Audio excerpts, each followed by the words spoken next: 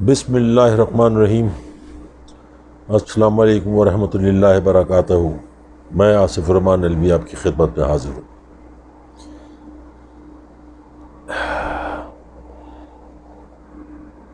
कुछ चीज़ें ऐसी होती हैं जिसको डिस्क्राइब करना या जिसको अल्फाजों में तब्दील करके उसका इज़हार करना बड़ा मुश्किल होता है। मैंने कल से MQM का चिट्ठा खोलना शुरू किया। मुझे कहा गया कि मैं मज़ीद वीडियो ना करूं, मगर ये मुमकिन नहीं मेरे लिए।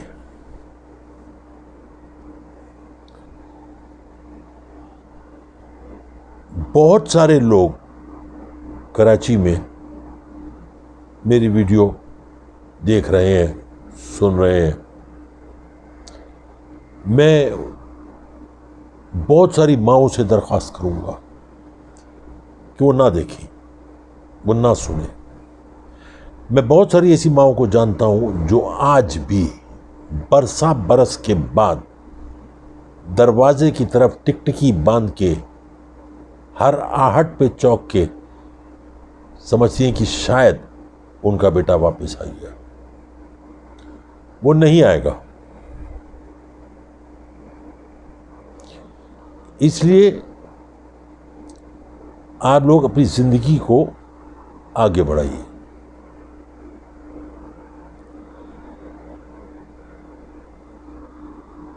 मैं ना पहले MQM को सियासी पार्टी समझता था, ना आज समझता हूं और ना कल समझूंगा। ये लाख नाम बदल लें, शक्लें वही हैं, किरदार वही है, करतूत वही है, खबासत भी वही है।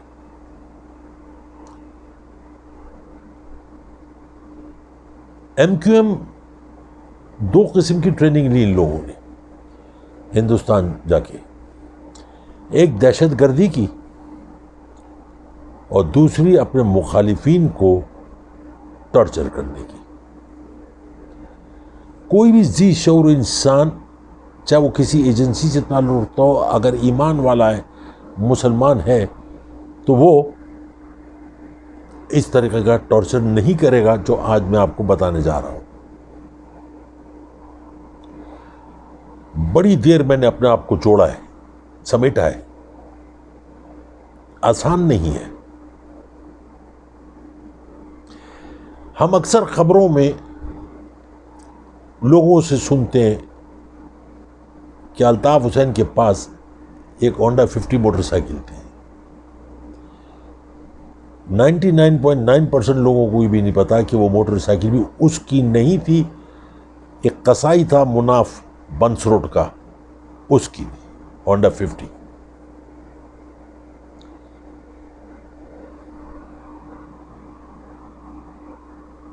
अल्ताफ हुसैन को प्लांट किया गया पाकिस्तान के खिलाफ और कराची की पढ़ी लिखी कम्युनिटी के खिलाफ। ज़रा माजी के दरीचों को खोलते हैं और देखते हैं जब MQM वजूद में आई तो उसमें शमूलियत अख्तियार करने वाले बुजुर्ग बूढ़े कितने थे और जवान कितने थे। अब हार्डली आपको नज़र आएगा कि बहुत कम तादाद बूढ़ों की थी जो उस वक्त भी उसके खिलाफ थे, लेकिन मजबूर थे क्योंकि उनके बच्चे अब उनके हाथों से निकल चुके थे। जवान लड़कों ने MQM में शमूलियत इख्तियार की, उनको तरबियत दी गई। एक तरबियत कि तुमसे बड़ा कोई नहीं है, तुमसे ताकतवर कोई नहीं है, इज्जतदार कोई नहीं है। अगर तुम इज्जतदार नहीं तो कोई इज्जतदार नहीं, इसलिए इज्जत की फिक्र नहीं करो।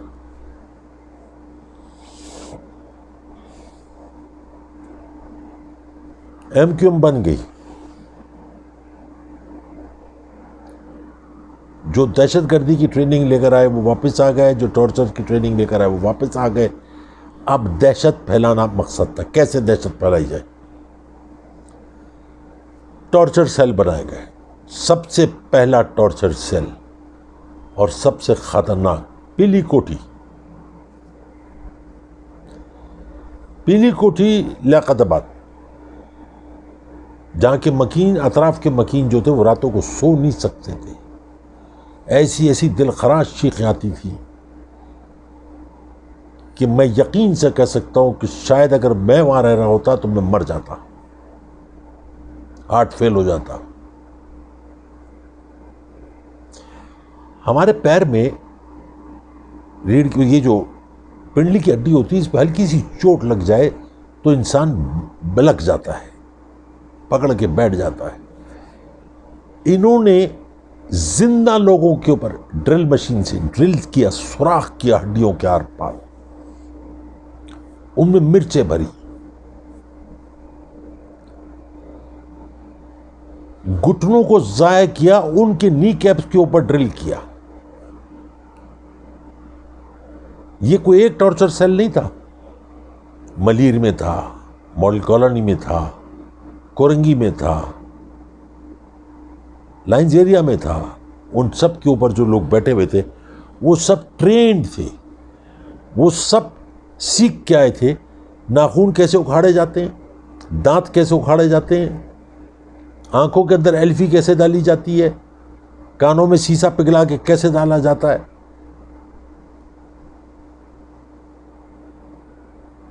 इतनी दहशत कि आप सोच नहीं सकते, तस्वुर नहीं कर सकते इन लोगों ने जवान बच्चों के साथ जो किया। बूढ़े माँ बाप के जो सहारे थे, जो इनके साथ नहीं चलना चाहते थे, जो आज़ाद शहरी रहना चाहते थे, उनके साथ ये किया।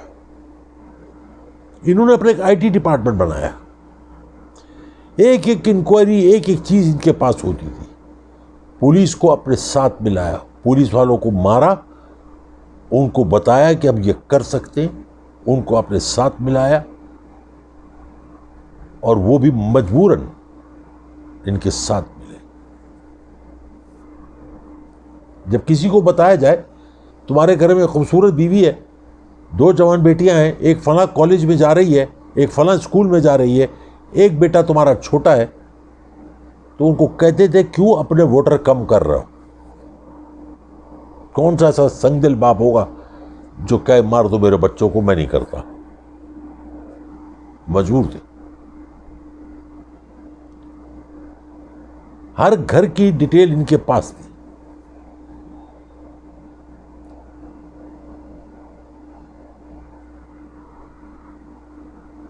ये जो इलाके मैंने बताया, इनमें जो टॉर्चर सेल थे, उनमें जंजीरें लगी हुई, लटकी हुई, उनमें गड़े खोदे हुए, दुनिया जहान का टॉर्चर का सामान। मैंने बहुत सारे जवान लड़कों को जानता हूं जिनको इन्होंने नामर्द कर दिया। बहुत सारे मर गए। पेशाब की नाली में तिनका फंसा के उसके ऊपर रबर बैंड चढ़ा के पानी पिलाते थे, इतना पिलाते थे कि उसके मसाने फट जाए। पेशाब की बात पकाने की जगह से ये उसके अंदर मिर्चें डालते थे, एल्फी डाल दिया करते थे।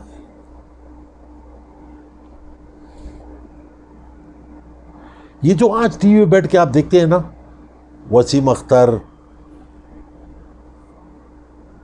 फारूक सत्तार और दीगर बहुत सारे, कुछ मुल्क से बाहर चले गए, मुल्क में हैं कुछ, इनसे हल्फिया बयान लें कि सेक्टर इंचार्ज के आगे इनकी क्या औकात थी। कुत्ते से बदतर इनकी औकात थी।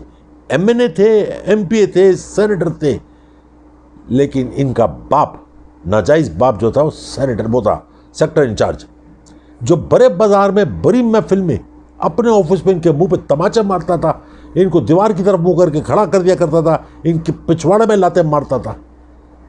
ये इनकी औकात थी। लेकिन आवाम, आप माजर, सो कॉल्ड हिजरत करके आने वालों को कुत्ता बना दिया इन्होंने। बुजुर्गों की दाढ़ियां इनके हाथ में थी, लिटरली खींच दिया करते थे।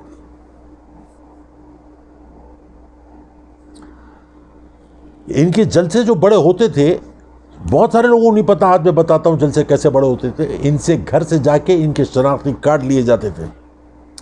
जितने अफराद हैं घर में सबके शनाख्ती कार्ड लिए जाते। कहा जाता था कि हर घर का फर्द उस जलसे में आए, वहाँ कैंप लगा हुआ होगा, वापसी पे हर फर्द इंडिविजुअली आके अपना शनाख्ती कार्ड ले ताकि वहाँ हाजिरी लग जाए कि जलसे में आया था। इस तरह से इनके जलसे बड़े होते थे। वोट्स का भी यही हाल था, इसी तरीके से इनके वोट लिए जाते थे। खालें, लोग कहते थे यार इतनी बड़ी तंजीम है, लोग इनको दिलों से जाके अपनी उससे खुश होकर इनको खाले देते ना। मैं आपको बताता हूँ खाले कैसे लेते थे। मैं जानता हूँ नाज़ाबाद में एक फैमिली को, उनके यहाँ 5 बकरे होते थे। घंटी बजाई, खातून खाना ने कहा कि दरवाज़ा खोला, 2 लड़के दुबले पतले गलीज से मुंह में पान दबाया, खाला अस्सलाम वालेकुम। खाला ने कहा वालेकुम सलाम, क्या काम है? बोला खालू को बुला दो, बोले नमाज पढ़ रहे हैं। तो उनमें से एक लड़का कहता खाला बड़ी तपी हुई हो, खालू ने को तंग कर रहे हैं, तुमको बताओ क्या बात है? उन्होंने कहा बकवास नहीं करो, इतने में खालू आ गए नमाज पढ़ के। और क्या बात है? उन्हें खालू खाला को तंग नहीं किया करो, बुरी बात है। खालू अपना शनाख्ती कार्ड दे दो, 90 पे खाले पहुंचा देना और अपना शनाख्ती कार्ड ले जाना। खालू थोड़े से सड़े हुए थे, बुड्ढे, सारे मोहल्ले के खालू थे। उन्हें जाओ बकवास सीखो, ऐसे निकलो। तो बड़े प्यार से खालू को देखते थे, कहते खालू खाले तो देनी पड़ेंगी।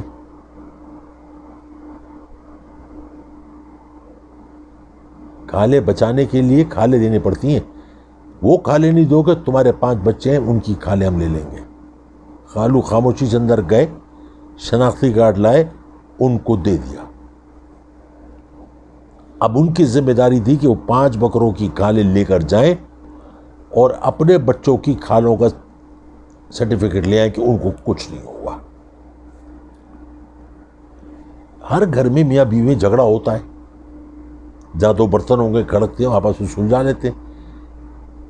इनको पता चल जाए कि इस घर में जवान मियाँ बीवी का झगड़ा है, तो सालिस बन के उन दोनों को बुला लिया करते थे सेक्टर इंचार्ज। आगे की कहानी में क्या बताऊं आपको। वो 4-5 दिन, 6 दिन, 10 दिन, जितने दिन वो रखना चाहे बीवी को रख लिया करते थे, उसकी इस्लाह कर रहे हैं। और उस लड़के को समझा दिया जाता था कि किसी से जाके कुछ नहीं कहना।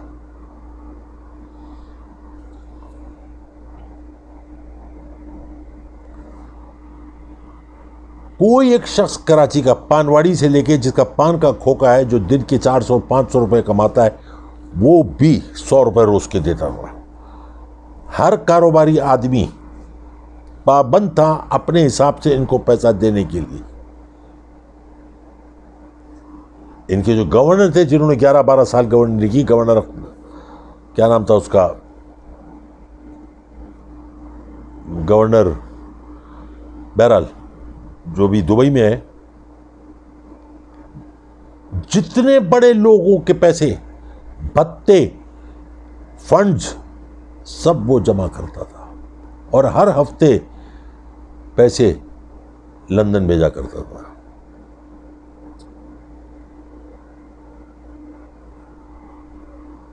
मोहल्ले में किसी के घर में नई गाड़ी आ जाए, मेरे दोस्त एक हैं, अब वो दुबई में चले गए, वहाँ रहते हैं, उन्होंने नई गाड़ी ली, होगी कोई 10-12 लाख रुपए की गाड़ी ली। आधे घंटे बाद 2 लड़के आए, घंटी बजाई, उनको कहा मुबारक हो, आपने नई गाड़ी ली, मिठाई हमारी। तो कौन सी मिठाई? तो बोले 90 के लिए, MQM के लिए।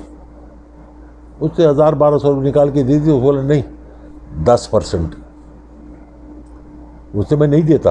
उन्होंने क्लचन को उठाई, बस्ट मारा, पूरी गाड़ी को चन्नी कर दिया और फिर भी उससे वो पैसे लेके गए।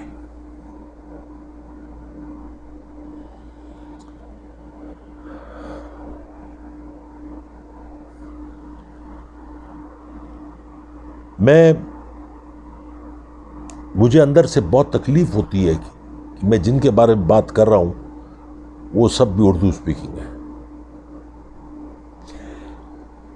वो उर्दू स्पीकिंग हो या कोई भी लैंग्वेज बोलते हो, लेकिन मैं उनको इंसान नहीं समझता।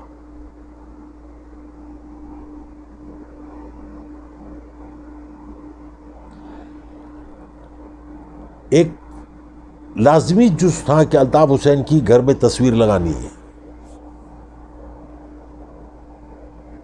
नॉर्थ नाजाबाद जे ब्लॉक में एक साहब रहते थे, वो उनको गुस्सा आ गया, उन्होंने अल्ताफ हुसैन की तस्वीर उतार दी अपने ड्राइंग रूम से।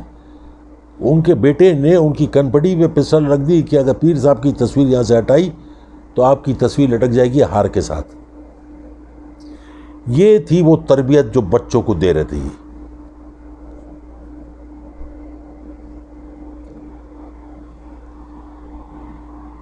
मतलब कहानी बहुत तवील है। आप कुछ किसी भी चीज की बात कर लें, किसी के घर में शादी है, शादी हॉल में है, जिसकी घर की तकरीब है, उसने खाना बनवाया है 500 लोगों का, लेकिन उससे पैसे लिए जाते थे 600 लोगों के कि जी 100 लोगों का खाना 90 हो जाएगा। मत करो आप, आपकी बेटी उठ जाएगी पिंडाल से, दूल्हे को रास्ते में मार दिया जाएगा।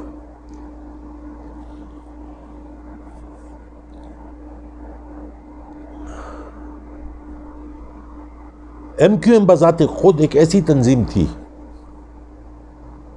जिसका काम था कराची को बर्बाद करना, कि ये कराची बर्बाद हो गया, ये इनका फाइनेंशियल हब है, पूरे पाकिस्तान की रीढ़ की हड्डी टूट जाएगी, जो टूटी।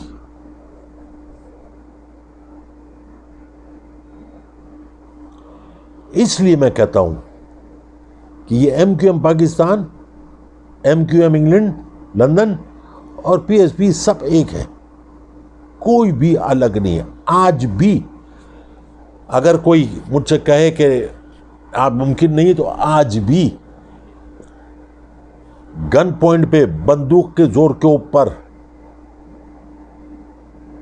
कंस्ट्रक्शन की जो जगह बिल्डिंग है उनमें एक्स्ट्रा फ्लोर डाला जाता है, कोई रोक नहीं सकता। और जो आवाज उठाए उसको मारने की धमकी दी जाती है या मार दिया जाता है।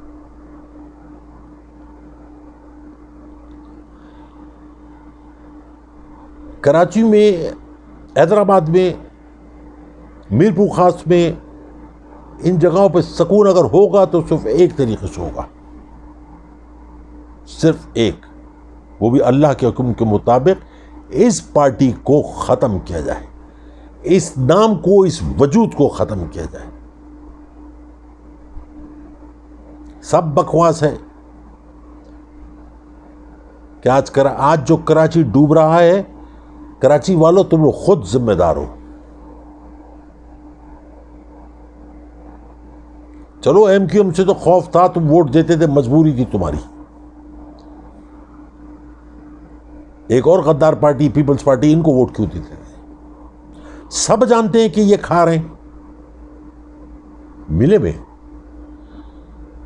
बहुत सारी बातें ऐसी हैं जो मैं आगे आंदा आपको बताता चलूंगा।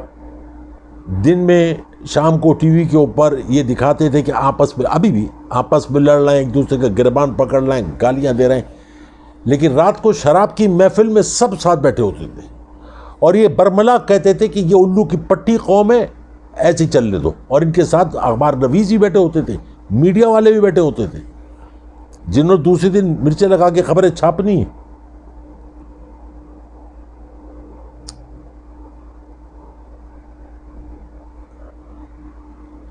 चाइना कटिंग, ये क्या है? एक सोसाइटी है, एक जगह है, वहां 40 प्लॉट हैं, उन सब में से थोड़े थोड़े प्लॉट करके उस 40 को उन्होंने 50 कर दिया। ये चाइना कटिंग हो गया और बेच दिया। हजारों लोगों को मैं जानता हूं जिनको नालों के ऊपर पैसे लेके बिठाया गया MQM ने, बटे हुए इलाके हैं, MQM ने अपने इलाकों में बिठाए, पीपल्स पार्टी ने अपने इलाकों में बिठाए। आप तसव्वुर कर सकते हैं किसी भी मुल्क में नालों के ऊपर आप बिल्डिंगें बना दें, रिहाइश बना दें, ये कौम जो उस पर आके रहती है उनको जूते मारने चाहिए। उनको दूसरी जगह देने की जरूरत नहीं। जो कहते हैं ना कि 10 साल से वो रह रहे हैं, 20 साल से वो रह रहे हैं, उठा के बाहर फेंक दो उनको जिंदा रहने का हक ही नहीं है। उनको पता है कि नाजायज जगह है, क्यों आके रह रहे हैं। उनको बसाने की कोई जरूरत नहीं, उनको उजड़ने दो, जगह खाली करो और बनाओ।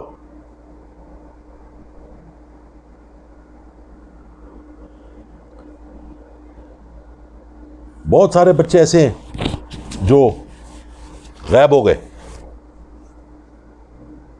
मेरे अपने जानने वालों में बहुत सारे बच्चे गायब हो गए। फिर 3 महीने बाद, 4 महीने बाद, 5 महीने बाद पता चला कि बच्चे वापस आ गए।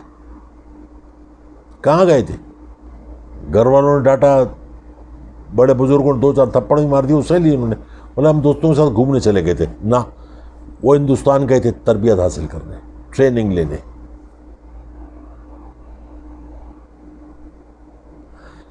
मेरे मुल्क के हाकिम, हुक्मरान सब जानते हैं, एजेंसियां भी जानती हैं। मैं आपको यकीन दिलाता हूं कि अगर आज आप MQM को ख़त्म करेंगे तो पीछे आवाम जो है वो इनके साथ नहीं खड़ी होगी, वो आपके साथ खड़ी होगी और तालियां बजाएगी और आपके गलों में हार डालेगी। मैं लोगों से सवाल करता हूं कि 120 गज के घर में रहने वाला आदमी वसीम अख्तर कैसे 2000 गज के घर में रह रहा है? फारूक सत्तार के दोनों बेटियां अमेरिका में कैसे तालीम हासिल कर रही हैं? उसमें बकौल उसके कि बच्चियों के मामू उनका खड़े, मुझे दिखाओ कौन से मामू है ये? मिर्रिख साहब है मामू है? कैसे मामू है यार ये? हम लोग सब बगैर मामू के पैदा हो गए।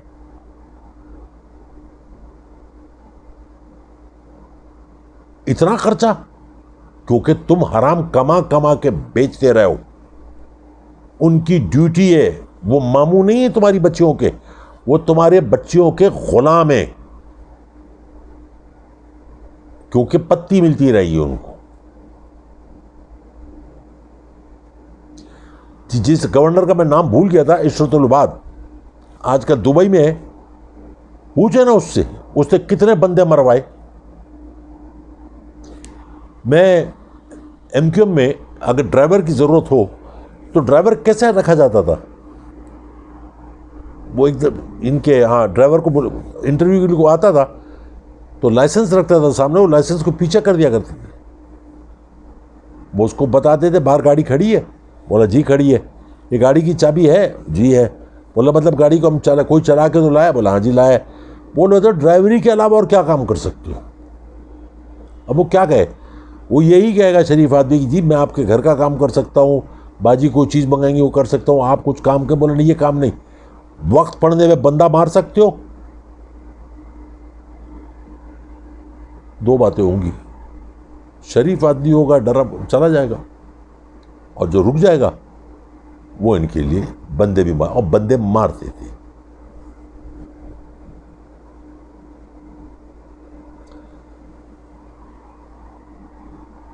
MQM ने ये जो साइड पे जो फैक्ट्री जली, इसमें 275-280 लोग जला के मार दिए। ये कोई अकल में आने वाली बात है कि ये तो MQM लंदन वालों का काम है? तुम सब एक ही थे, एक ही हो, अलग हो नहीं सकते। इसलिए मैं हुकूमत वक्त से गुजारिश करूंगा कि इनको इनके कफर किरदार तक पहुंचाया जाए। जो माएँ आज इंतज़ार कर रही हैं, मेरी प्यारी बहनों मत इंतज़ार करो, तुम्हारे बच्चे भी इस दुनिया में नहीं हैं। इन लोगों ने मार दिए।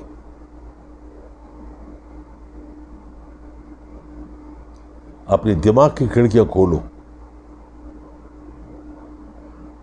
ये लोग, इन लोगों से जिंदगी की उम्मीद मत करना।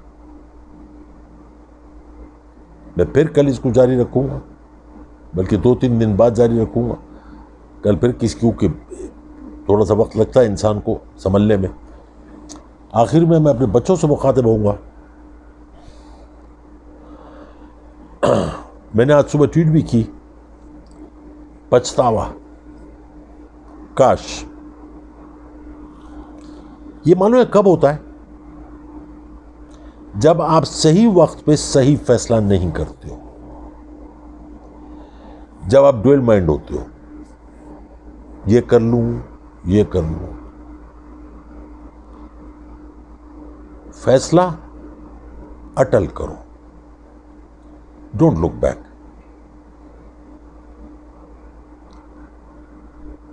काश ऐसा हो जाता, ऐसा हो गया, फला हो गया। तफसील लिखी मैंने आज सुबह भी कि कारोबार में नुकसान सही वक्त पे ना फैसला करना, तरक्की, नौकरी में तरक्की नहीं मिली क्योंकि तबादला नहीं लिया, इसलिए नौकरी में तरक्की नहीं मिली, काश ले लेता। रिश्ता जहां करना चाहता था वहां नहीं हुआ, काश मैं ये बात मान लेता। आखिर में आप लोग आ जाते हो कि भाई एक प्लॉट था, एक जायदाद थी, काश मैं इसको सही वक्त पे ले लेता तो आज ये इतने का होता। फिर घूम फिर के फैसला क्या होता है कि अगर मैं ऐसा कर लूं तो, ये तो से बाहर आ जाओ। मेरे बच्चों, जो फैसला करोगे वो तुम्हारे हक में बेहतर होगा। नफा नुकसान अल्लाह पे छोड़ दो, उसके तुम ठेकेदार मत बनो। याद रखो एक बात जो मैं तुमसे कह रहा हूं, शायद ही कोई कहे। याद रखो बेटे, मेरे बच्चों, आज का लोहा कल के सोने से बेहतर है। इस बात को भी गौर करना, सोचना। अपनी दुआओं में, मोहब्बतों में याद रखें। बहुत सारा प्यार, बहुत सारी मोहब्बत, बहुत सारी दुआएं। कल इंशाअल्लाह फिर हाजिर होऊंगा अगर ज़िंदगी ने इजाज़त दी। अस्सलाम वालेकुम वरहमतुल्लाहि वबरकातुहू।